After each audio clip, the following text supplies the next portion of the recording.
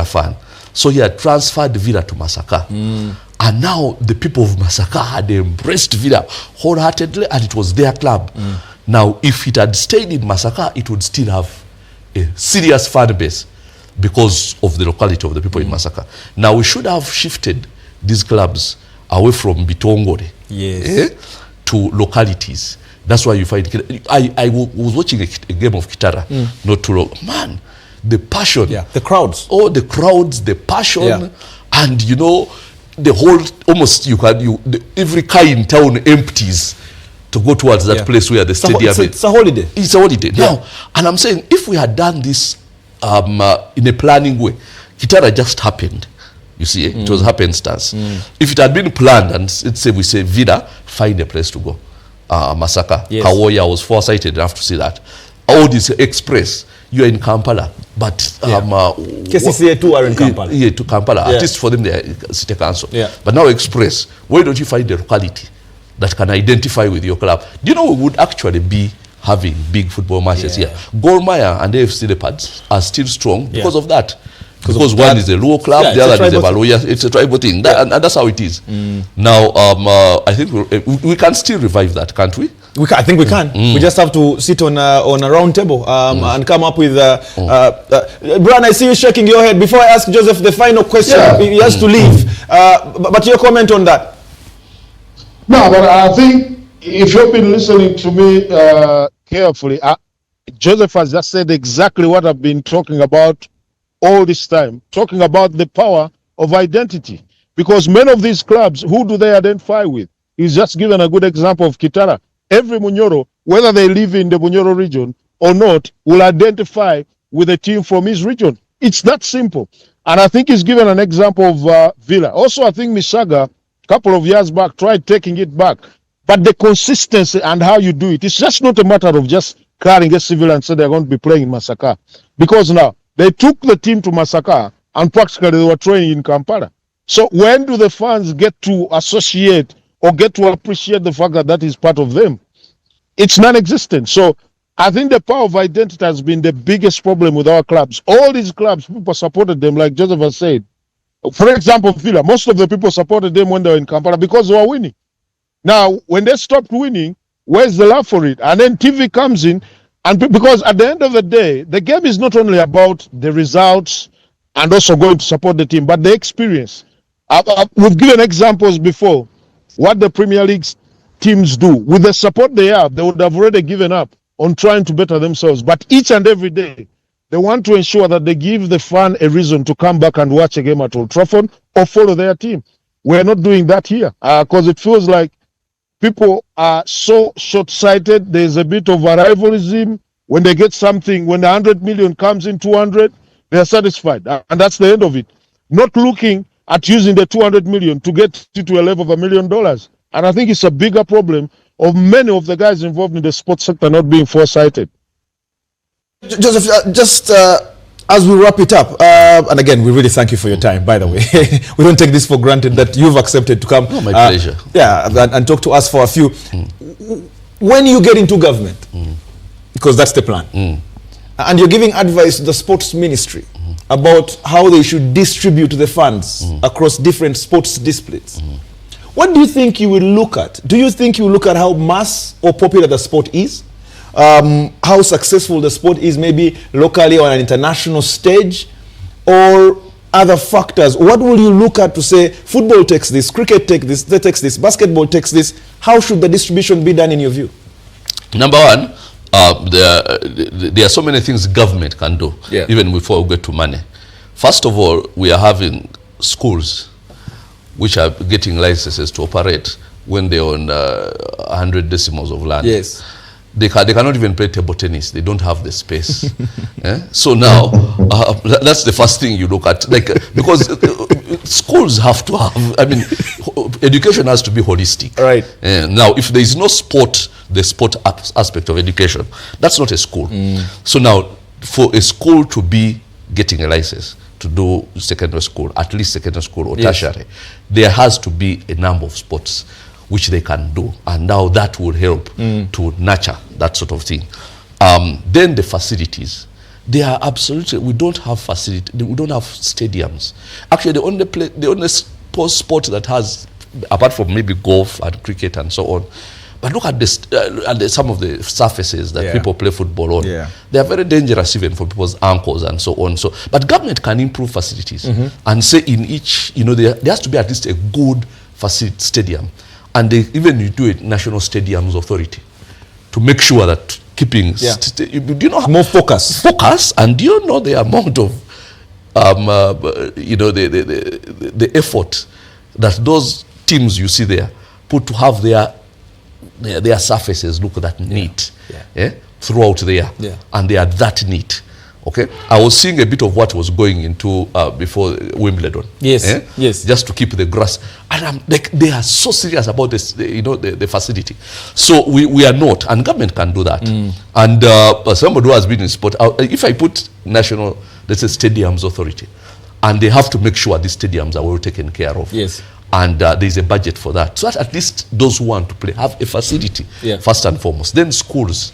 Then we know that that's a catchment area. Now, one of the reasons sport was so powerful at the time, if I don't know if I have the time. No, you have time. One of the reasons sport was so powerful at the time that Sabiti was talking about is because I grew up in a bit of that time. And I remember I used to live in Old Mulago. And I remember Old Mulago is where people like Majid Musi came up from. Now, there was a stadium there, not the best stadium, Old Mulago Stadium, where people would go and play. There was one, there's in Zambia and all these places. And there would be very competitive football, but it's not regulated. But it's just regulated by who has started. Yes. So there are people whom you knew, this one, if this one comes, you get out. Samba. I know Samba, then you get out and one.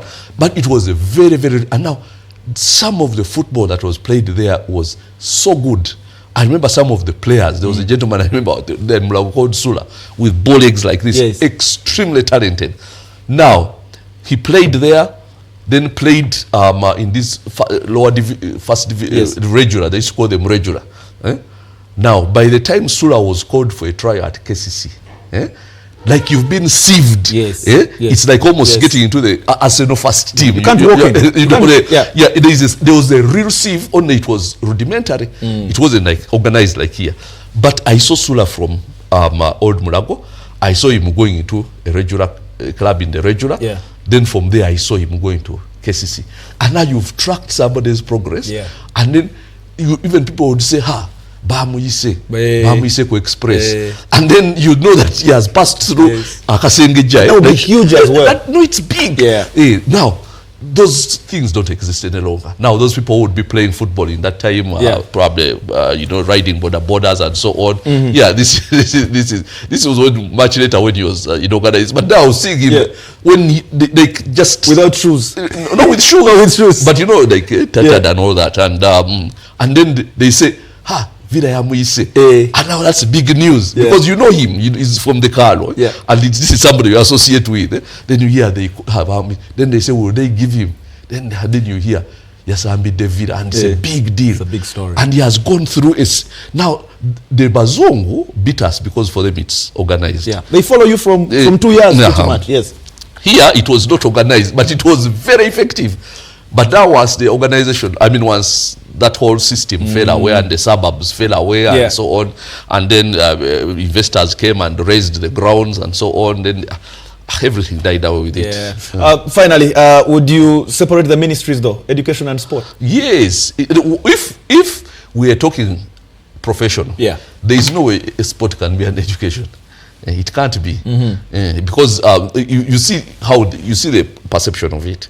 That's Minister of Education, Higher Education, Lower Education, Tertiary, Sports. You see it. You can't have professional when you're handling things like that. There are some people who say sportsmen need to be educated. No, sportsmen need to be educated, and they are educated in these places. But the ministry dealing with professional sport is totally different. Even go to South Africa, I mean, there are academies of tennis and so on. And if you had put that under education, I mean, you would achieve what we want. Joseph, finally, NEED. I want to ask you a question about NEED, the National Economic Empowerment Dialogue Party. I'm thinking if we are going to empower our economy, sport is obviously going to take center stage. It's $1 billion industry. It is, and it has to.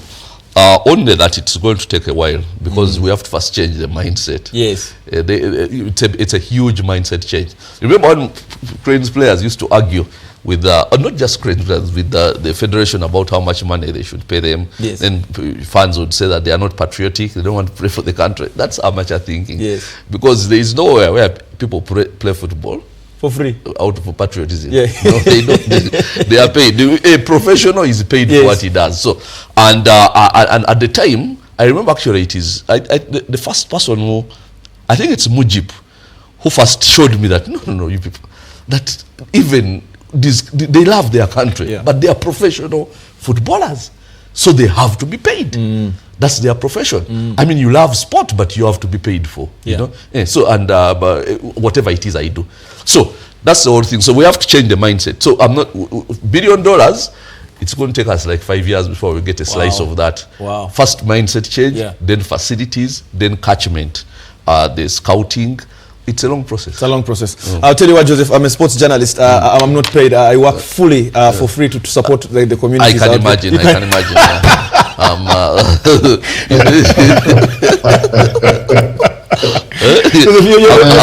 I'm sure even Brian is doing it for charity. We're working for the country. You know me, Joseph. You know me for a long time. I decided to fight for the rights of the common man. I know. We're doing. So if you need money to shave your beard, come, I'll sponsor.